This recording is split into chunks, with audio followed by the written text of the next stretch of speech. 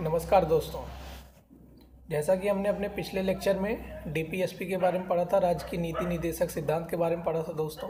तो दोस्तों उसमें हमने अपना 42 तक के आर्टिकल्स को कंप्लीट कर लिया था। अनुच्छेद 42 तक हमने बात कर ली थी। तो उसमें जो बचे शेष अनुच्छेद थे उनको आज हम देखेंगे दोस्तों। ठीक है दोस्तों, इसी क्रम में हम आगे बढ़ते हैं।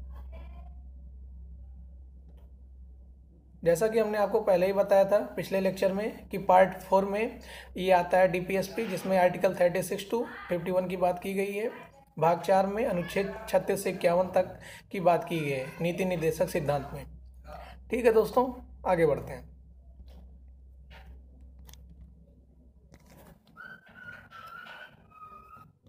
अब दोस्तों हम आज बात करते हैं आर्टिकल 43 की। जैसा कि हमने कल आर्टिकल 42 तक की बात कर ली थी, तो आज हम आर्टिकल 43 की बात करते हैं दोस्तों। इसमें लिखा है दोस्तों, the state shall endeavour to promote cottage industries on an individual or cooperative basis in rural areas. मतलब एक कोऑपरेटिव बेसिस पे, जैसे कि आप समझिए, अगर वो पिछले में हमने पढ़ा था कि कुछ विशेष दशाओं में काम देने का सरकार का होना चाहिए, लेकिन अगर सरकार काम ऐसा नहीं दे पा रही है तो उसको कुटीर उद्योग, जो छोटे मोटे उद्योग हैं, उन बुनकर के लोग जो होते हैं, बुनकर लोग होते हैं, ऐसी फैक्ट्रियां बनाएं जिसमें लोग काम पा सकें। तो इसीलिए दोस्तों इसको बनाया गया कि रूरल एरियाज में लोग काम कर सकें, उसको प्रमोट करने के लिए। अब इसको हम आपको अनुच्छेद 43 को एक बार हिंदी में भी समझा देते हैं दोस्तों। इसमें दोस्तों है कि राज्य ग्रामीण क्षेत्रों में व्यक्तिगत या सहकारी आधार पर कुटीर उद्योगों को बढ़ावा देने का प्रयास करेगा। वही हमने ना कि जैसे अगर कोई बड़े काम ना दे पाए तो ऐसे छोटे मोटे काम, बुनकर हो गया, कोई सिलाई कढ़ाई का काम हो गया, तो ये सब चीज़ें जो है सरकार उस काम को प्रदान करे, जैसे महिलाएं और आगे बढ़ें और जो गाँव के लोग हैं वो आगे बढ़ें। मेन कुटीर उद्योग की बात की गई है अनुच्छेद 43 में। ठीक है दोस्तों, आगे बढ़ते हैं। अब दोस्तों आर्टिकल 43A आता है। दोस्तों हमने आपको कई बार बताया है कि जहाँ ये कैपिटल ए दिखे, जान लीजिए इसको बाद में संविधान संशोधन द्वारा जोड़ा गया है, और जो पहले स्मॉल ए लिखा रहता है उसको जान लीजिए कि संविधान के वक्त ही वो था, क्लॉज था। लेकिन ये जो कैपिटल में लिखा रहता है उसको जान लीजिए कि संविधान संशोधन द्वारा उसको ऐड किया गया है, कॉन्स्टिट्यूशनल अमेंडमेंट द्वारा उसको ऐड किया गया है। ठीक है दोस्तों, हम आपको बता दें कि आर्टिकल 43 में क्या कहा गया है दोस्तों। इसमें दोस्तों कहा गया है कि participation of workers in management of industries. दोस्तों ऐसा है कि जैसे बड़ी बड़ी फैक्ट्रियां हैं, उसमें काम करने जाते हैं लोग, हमारे के यहाँ से, आपके यहाँ से लोग जाते हैं बड़े बड़े शहरों में, बड़े बड़े फैक्ट्रियां में काम करने, इंडस्ट्रीज में काम करने। तो वहाँ उनका पार्टिसिपेशन होना चाहिए, मैनेजमेंट में भी उनको भी देखना चाहिए, उनको भी सम्मिलित करना चाहिए कि क्या कैसे होना है, कितनी सैलरी मिलनी है, कितना स्टिपेंड मिलना है, ये सब चीज़ें उनको साथ में लेके मैनेजमेंट को इन सब चीज़ों को करना चाहिए। तो ठीक है दोस्तों, इसको हमने जैसा कि आपको बता दिया कि इसमें जैसे कैपिटल ए लिखा है तो इसको किसी न किसी अमेंडमेंट द्वारा जोड़ा गया होगा। तो दोस्तों इसको मैंने हाईलाइट कर दिया है, ये 42nd कॉन्स्टिट्यूशनल अमेंडमेंट 1976 में ऐड किया गया था।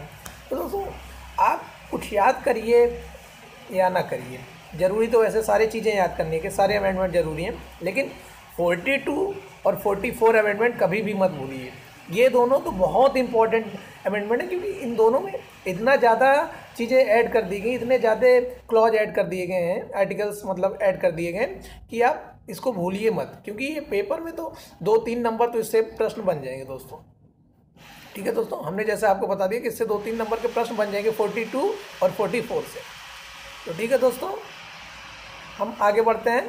हमने आपको बता दिया कि 1976 में ऐड किया गया था 42nd कॉन्स्टिट्यूशनल अमेंडमेंट द्वारा, कि जो वर्कर्स हैं उनको भी मैनेजमेंट जो होता है इंडस्ट्री का, उसमें पार्टिसिपेट किया जाए, उनको उसमें सम्मिलित किया जाए कि क्या कितनी सैलरी देना है, कितने घंटे काम करना है, ये सब चीज़ें उनसे भी पूछकर मतलब उनको सम्मिलित करके मैनेजमेंट में ये सब चीज़ें करनी चाहिए।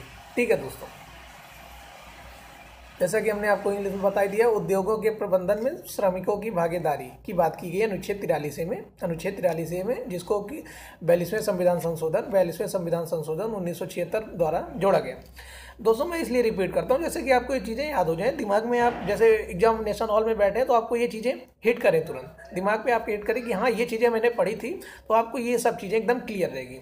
ठीक है दोस्तों, हम आगे बात करते हैं।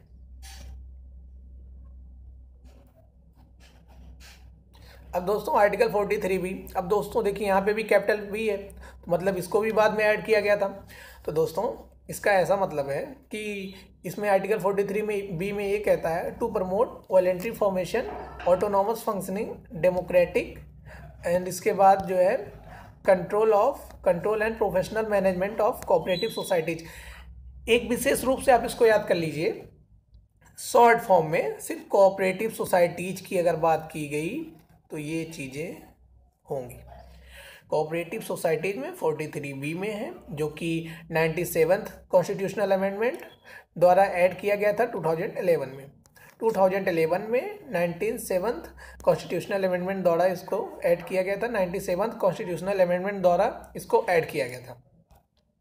ठीक है दोस्तों, हमने आपको जैसे बता दिया कि कोऑपरेटिव सोसाइटीज़ की बात होगी तो 97th कॉन्स्टिट्यूशनल अमेंडमेंट द्वारा इसको ऐड किया गया था 2011 में, जिसकी बात 43B में की गई है, जिसकी बात आर्टिकल 43B में की गई है। आगे बढ़ते हैं दोस्तों। सहकारी समितियों के स्वैच्छिक गठन, स्वायत्त कामकाज, लोकतांत्रिक नियंत्रण और पेशेवर प्रबंधन को बढ़ावा देने के लिए ये चीज़ें की गई थी, जिसको 97वां संविधान संशोधन 2011 द्वारा किया गया था। 97वां संविधान संशोधन 2011 द्वारा इसको किया गया था। ठीक है दोस्तों, आगे बढ़ते हैं। आपको ये समझ आ गया होगा उम्मीद करते हैं, इसीलिए मैं हिंदी इंग्लिश दोनों में कंटेंट रखता हूं दोस्तों, जैसे कि आपको ये चीज़ें समझ में आ जाए।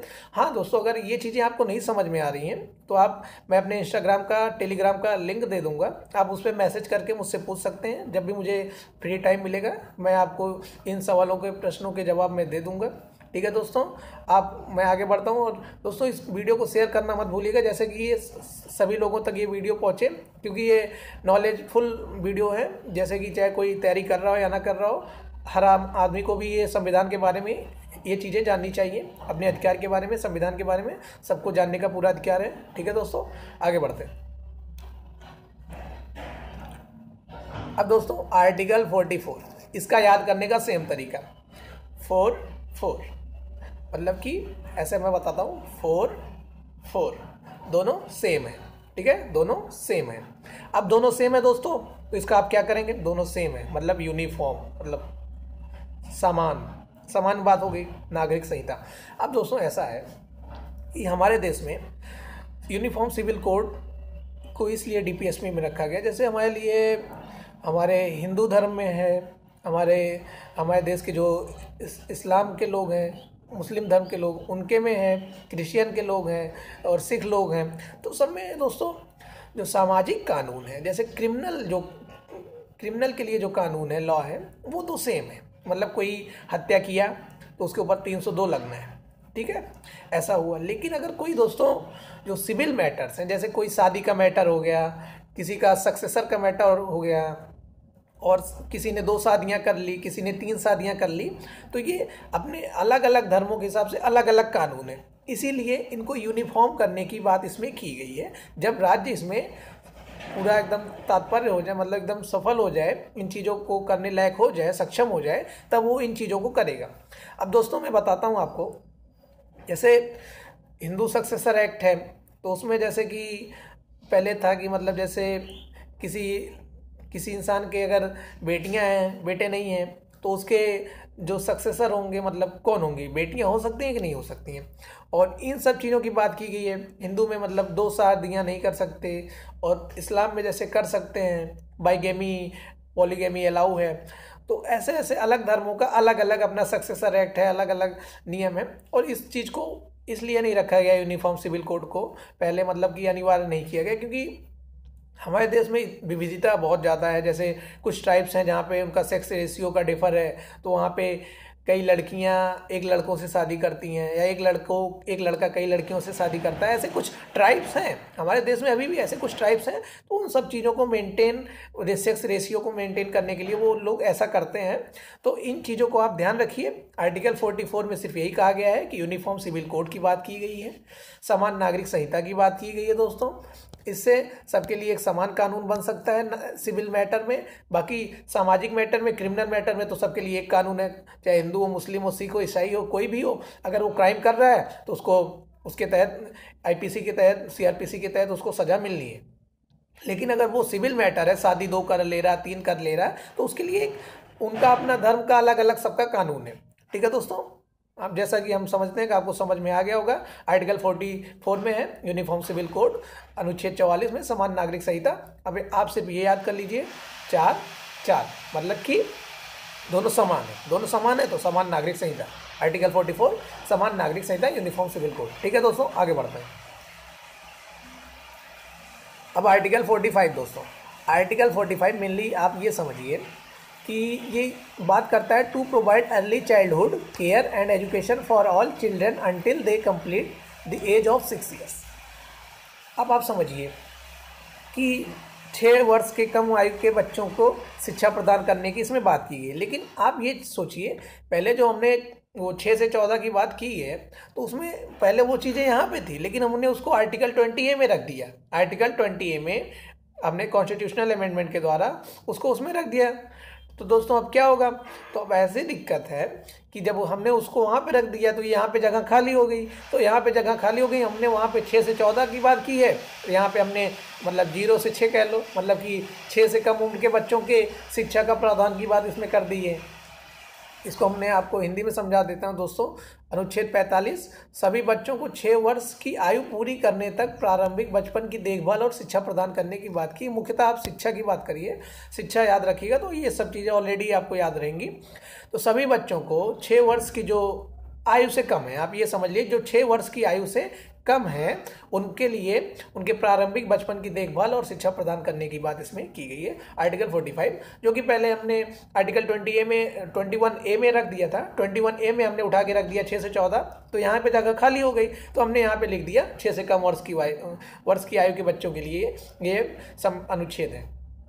6 वर्ष की आयु से कम के जो बच्चे हैं उनके प्रारंभिक बचपन की देखभाल और शिक्षा प्रदान करने की बात अनुच्छेद 45 में की गई है। अनुच्छेद 45 में दोस्तों इसी की बात की गई है कि 6 वर्ष के जो कम बच्चे हैं उनके लिए शिक्षा प्रदान की जाए, उनका बचपन का देखभाल किया जाए। राज्य अगर इसमें सक्षम हो तो ये सब चीज़ें करनी चाहिए दोस्तों। इससे हमारा देश, हमारा राष्ट्र, हमारा राज्य एक वेलफेयर स्टेट बनेगा। ठीक है दोस्तों,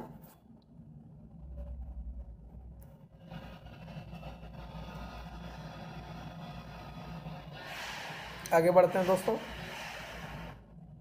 आर्टिकल 46 दोस्तों, आर्टिकल 46 कहता है the state shall promote and educational and economic interest of the weaker sections of the people and particular of the schedule caste, schedule tribes and other weaker sections. तो दोस्तों इसमें जैसा है, आप इसको सिर्फ शेड्यूल कास्ट, शेड्यूल ट्राइब्स और other weaker sections याद कर लीजिए। दोस्तों ऐसी बात की गई है जैसे हमारा जब संविधान लागू हुआ, हमारा देश जब आज़ाद हुआ तो हमारे देश में कुछ लोगों का प्रभुत्व था। तो जैसे कि कुछ हमारे समाज के लोग वो पिछड़े रह गए, चाहे वो ओबीसी हो, चाहे SC ST हो, तो उन लोगों को मुख्य धारा में लाया जाए। वो जो इकोनॉमिक वीकर हैं, जो लोग एजुकेशनल मतलब रूप से पिछड़े हैं, शिक्षा नहीं है, अशिक्षित हैं वो लोग, तो उन लोगों को आगे लाने के लिए सरकार उनको प्रमोट करे, राज्य उनको प्रमोट करे, ऐसी बात इसमें की गई है। आप इसमें मुख्यतः ये चीज़ें याद कर लीजिए, schedule caste, schedule tribes and other weaker sections की बात की गई, जो लोग पिछड़े हैं उनको प्रमोट करने की बात की है। शिक्षा के मामले में उनको प्रमोट करने की बात दोस्तों की गई है। तो ठीक है दोस्तों, आगे बढ़ते हैं। जो शोषित हैं, वंचित हैं, जो पीड़ित हैं, उन लोगों को आगे किया जाए। जो समाज में बहुत पीछे में चले गए उनको समाज की मुख्य धारा में लाना चाहिए दोस्तों। इसीलिए ये अनुच्छेद है कि schedule caste, schedule tribes and other weaker sections जो हैं उनको प्रमोट किया जाए, उनकी शिक्षा का प्रावधान किया जाए, व्यवस्था की जाए दोस्तों। वो अनुच्छेद 45 में बात की गई है। ठीक है दोस्तों, अनुच्छेद 46 में बात की, आर्टिकल 46 में उसकी बात की गई दोस्तों। आर्टिकल 46 में इसकी बात की गई है। अनुच्छेद 46 जैसा कि हमने आपको बता दिया हिंदी में भी कि SC ST के लिए ये कानून है। अनुसूचित जाति, अनुसूचित जनजाति और जो अन्य कमजोर वर्ग के लोग हैं उनके शैक्षिक और आर्थिक हितों की बात इसमें की गई है। ठीक है दोस्तों, आगे बढ़ते हैं।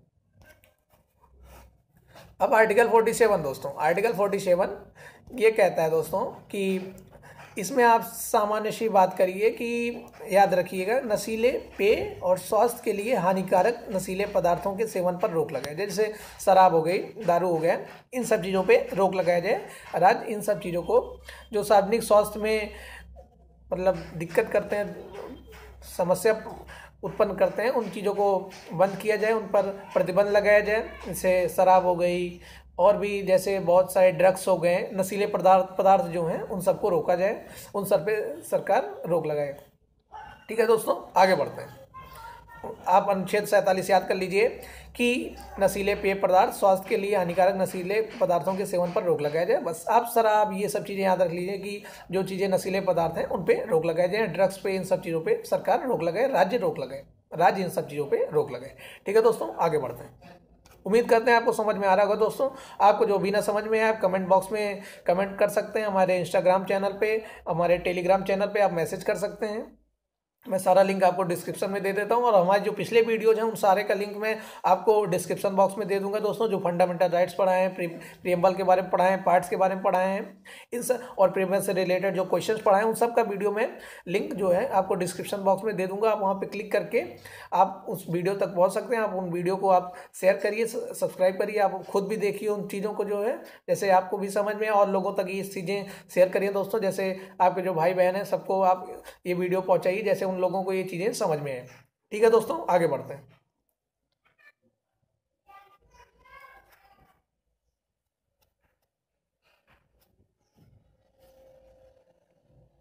अब दोस्तों देखिए, अब आर्टिकल 48 है। आर्टिकल 48 ये इम्पोर्टेंट है दोस्तों। जैसा कि गाय, बछड़ों और अन्य दुधारू पशुओं के वध पर रोक लगाना। जैसे जो गाय, भैंस हैं, इन सब के वध पर रोक लगाना दोस्तों, कि जो मतलब कि मवेशी हैं उनको पालने और उनके नस्लों में सुधार करने की बात की। जैसे गाय हैं, भैंस हैं, तो ये सब चीज़ें दोस्तों दूध देती हैं, और जैसे भी बहुत चीज़ें हैं कि दूध बनता है, दूध से पनीर बनता है, दही बनता है, मट्ठा बनता है। तो ये चीज़ें हमारे इकॉनमी को मेंटेन कर सकता है, इकॉनमी को आगे बढ़ा सकता है दोस्तों, अर्थव्यवस्था को हमारे आगे बढ़ा सकता है, और बढ़ाता भी है दोस्तों। दूध है, दही है, मट्ठा है, खीर है, बहुत चीज़ें जो दोस्तों उससे निर्मित होती हैं, उससे निर्मित होने वाले सारे पदार्थ हमारी इकॉनमी को और भी आगे बढ़ाएंगे। पनीर है, ये सब चीज़ें आगे बढ़ाती हैं। तो इसीलिए गाय के, बछड़ों के और अन्य दुधारू पशुओं के वध पर रोक लगाने की बात की गई कि उनकी हत्या नहीं की जाएगी, इस पर सरकार कानून बनाए। तो ठीक है दोस्तों, जैसा कि हमने आपको बता ही दिया आर्टिकल 48, एक बार हमने इसको हिंदी में पढ़ देते हैं, हम आपको बता देते हैं, समझा देते हैं। To prohibit the slaughter of cows, calves and other milk and draught cattle and to improve their breeds. उनको पोषाहार भी अच्छा मिलना चाहिए, उनको खिलाइए पिलाइए अच्छा, उनकी आप सेवा करिए, उनको पालिए। जैसे कि गौशाला बनाई जाए, सरकार राज्य जो है इसके लिए गौशाला बनाए, और जो भी अलग अलग पशुओं के लिए उनका रहने का ठिकाना बनाया जाए। जैसे ये जो दुधारू पशु हैं, इनसे जो है हम लोग इनकी जो हमारे लिए इकॉनमी को फ़ायदा पहुंचाते हैं अलग अलग माध्यम से, अलग अलग जरिए से, तो इन चीज़ों को जैसे वध न किया जाए, इनको वध से बचाया जाए, इनकी हत्या न की जाए। ठीक है दोस्तों, आगे बढ़ते हैं। हम उम्मीद करते हैं कि आपको आप समझ में आ रहा होगा। हम उम्मीद करते हैं कि आपको पूरा चीज़ एकदम अच्छे से क्लियर हो रहा हो, क्योंकि मैं हिंदी और इंग्लिश दोनों में कंटेंट रखता हूं दोस्तों। और जैसे कि आप समझते हैं कि आपको जो भी दिक्कत हो, कहीं भी एक भी पॉइंट पे अगर आपको दिक्कत हो रही हो, आप वीडियो को बस मेंशन करिए, देखिए कि आपको आर्टिकल 48 में दिक्कत है, 47 को दिक्कत है, आप कमेंट बॉक्स में कमेंट करिए, मैं उन चीज़ों को फिर से समझाऊँगा। ठीक है दोस्तों, आगे बढ़ते हैं।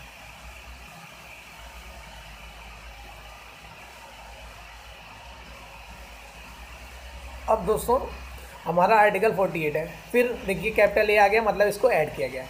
कैपिटल ए आ गया मतलब इसको ऐड किया गया है, कॉन्स्टिट्यूशनल अमेंडमेंट द्वारा ऐड किया गया है दोस्तों। तो दोस्तों आर्टिकल 48 ए में ये कहा गया दोस्तों कि protection and improvement of environment and safeguarding of forest wild life.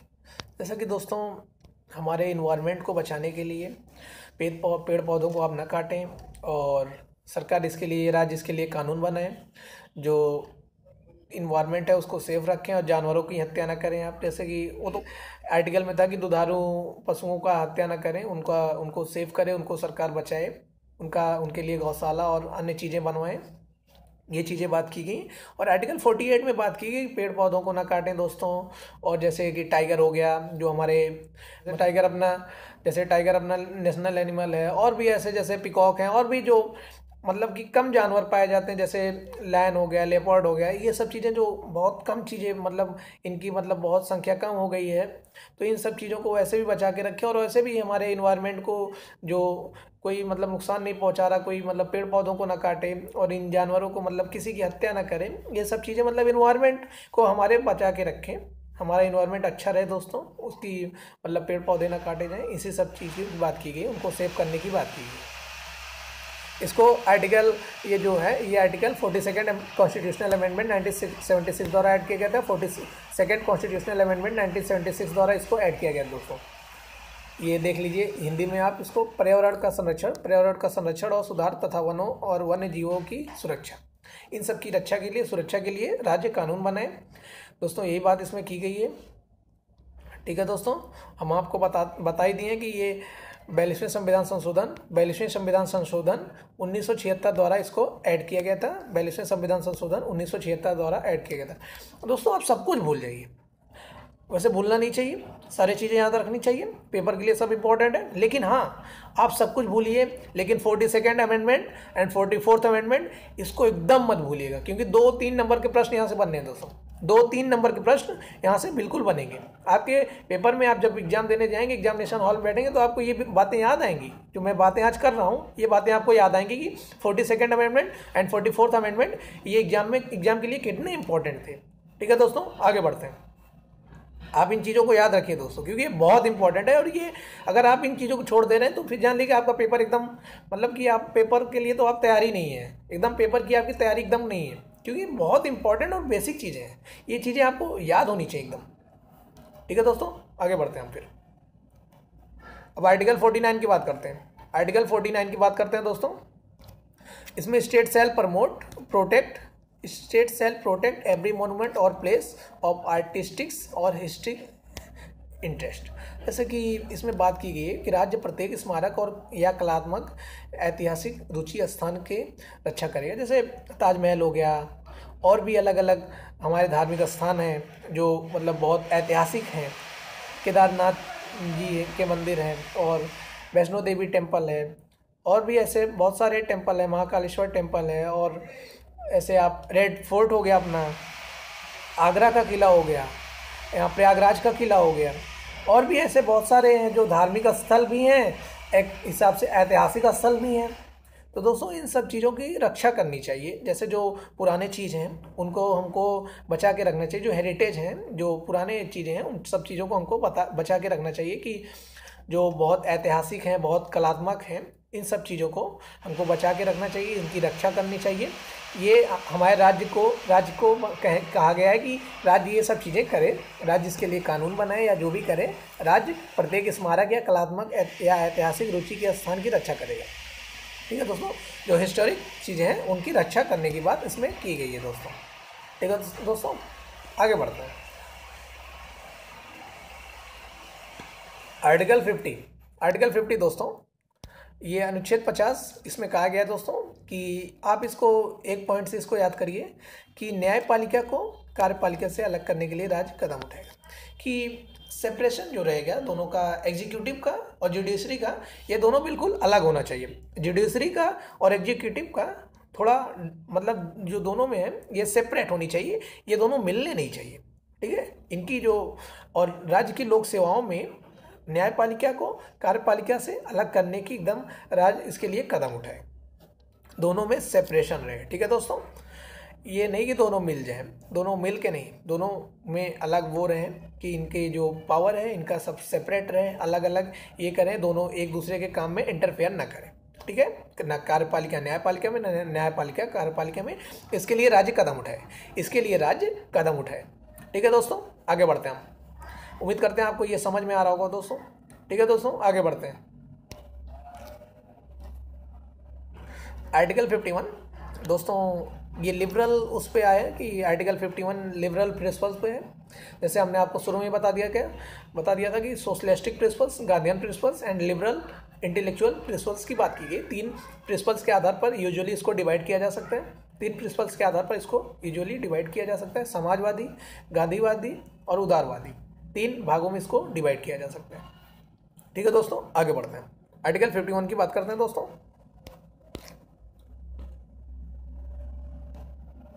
It declares that to state stabilize international peace and security that the state shall endeavor to, इसकी बात की गई है।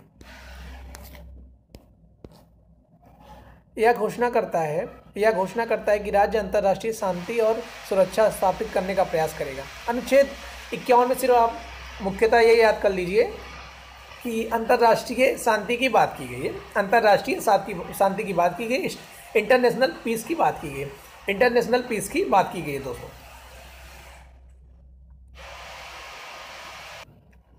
तो दोस्तों इसमें इस आर्टिकल 51 में ये पहला पॉइंट है हमारा कि राष्ट्रों के साथ न्यायपूर्ण और सम्मानजनक संबंध बनाए रखें, राष्ट्रों के साथ न्यायपूर्ण और सम्मानजनक संबंध बनाए रखें, पहली बात है।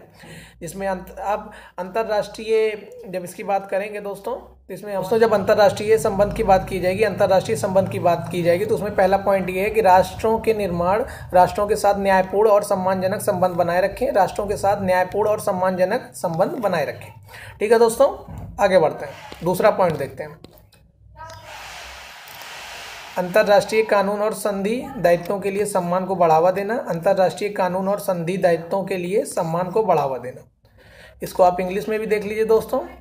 Poster respect for international law and treaty obligations, जो इंटरनेशनल ट्रीटी हुई हैं, जो लॉ बने हैं उसका हमको सम्मान करना चाहिए, जो संधि हुई हैं उनका सम्मान करना चाहिए, उनके सम्मान को बढ़ावा देना चाहिए।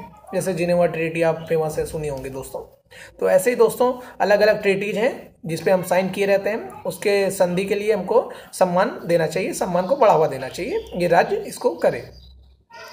और उसके बाद दोस्तों जैसे कि कोई हमारा मामला है, कोई मैटर है, तो उसको मध्यस्थता द्वारा अंतर्राष्ट्रीय विवादों के निपटारे को प्रोत्साहित करने के लिए, मध्यस्थता द्वारा अंतर्राष्ट्रीय विवादों को निपटारे को प्रोत्साहित करने की बात की गई है।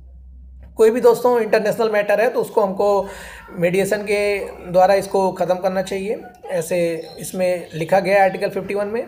दोस्तों आर्टिकल 51 दोस्तों मेन आप ये याद कर लीजिए, इंटरनेशनल पीस की बात की गई है दोस्तों, इंटरनेशनल रिलेशनशिप की बात की गई है, international peace and international relationship की बात की गई है। ठीक है दोस्तों। अब दोस्तों हम आपको जैसा कि हमने आर्टिकल 51 तक पूरा ख़त्म कर दिया, अब हम अपने आने वाले लेक्चर्स में दोस्तों और भी जो आर्टिकल्स हैं और जो यूनियन की बात करेंगे, पार्ट 5A की बात करेंगे, पार्ट 4A की बात करेंगे, फंडामेंटल ड्यूटीज़ की बात करेंगे, उसके बाद यूनियन की बात करेंगे। अलग अलग दोस्तों आने वाले लेक्चर्स में हम आने वाले इन्हीं आर्टिकल्स के बारे में, आने वाले पार्ट्स के बारे में बात करेंगे। ठीक है दोस्तों, हमारा वीडियो आज यहीं तक था। जैसा कि हमने आपको शुरू में बताया था कि जो बचे हुए आर्टिकल्स हैं उनको आज हम ख़त्म करेंगे। आज 31 दिसंबर भी है दोस्तों, साल का अंतिम दिन है दोस्तों। तो दोस्तों अब कल न्यू ईयर है, कल नया साल हो जाएगा जान लीजिए। तो दोस्तों ये साल जैसा भी रहा, जैसा भी बीता, ठीक है दोस्तों, अच्छा है। लेकिन दोस्तों अब जो आने वाला साल है इसके लिए हम नए नए गोल बनाएंगे, छोटे छोटे टारगेट्स बनाएंगे, उसको अचीव करेंगे और उन छोटे छोटे एम गोल को अचीव करके हम बड़े टारगेट तक पहुंचेंगे। ठीक है दोस्तों, जैसा कि मोटिवेशनल कोट्स के साथ हम वीडियोज़ को लास्ट करते हैं, उसी के साथ आज हम फिर वीडियोज़ को लास्ट करेंगे दोस्तों हम आपको पहले ये हम बता दें कि PDF टेलीग्राम के लिए चैनल का लिंक है, इसको मैं डिस्क्रिप्शन में भी डाल दूंगा दोस्तों, और वहाँ से आप क्लिक करके आसानी से पहुँच सकते हैं। और इसको जब मैं टेलीग्राम ग्रुप में पिन कर दूंगा तो वहाँ से आप इस लिंक को कॉपी करके आप और लोगों को भी पहुँचा सकते हैं, जैसे कि वो हमारे टेलीग्राम चैनल में आ सकें दोस्तों। ठीक है दोस्तों, हम आपको अब मोटिवेशनल कोट्स की तरफ ले चलते हैं, सुना के बस वीडियोज़ को ख़त्म करेंगे। जो रातों को कोशिशों में गंवा देते हैं, जो रातों को कोशिशों में गंवा देते हैं, वही सपनों की चिंगारी को और हवा देते हैं। जो रातों को कोशिशों में गंवा देते हैं, वही सपनों की चिंगारी को और हवा देते हैं। तो ठीक है दोस्तों, इसी के साथ आप मेहनत करते रहिए और ऐसे ही साथ में लगे रहिए और आप एकदम तैयारी करते रहिए, कोई दिक्कत नहीं है। आप छोटे छोटे एम्स बनाइए, छोटे छोटे टारगेट बनाइए, उसको आप अचीव करके बड़े गोल की तरफ आप पहुँचेंगे। ठीक है दोस्तों, नमस्कार, कल मिलते हैं नए वीडियो के साथ।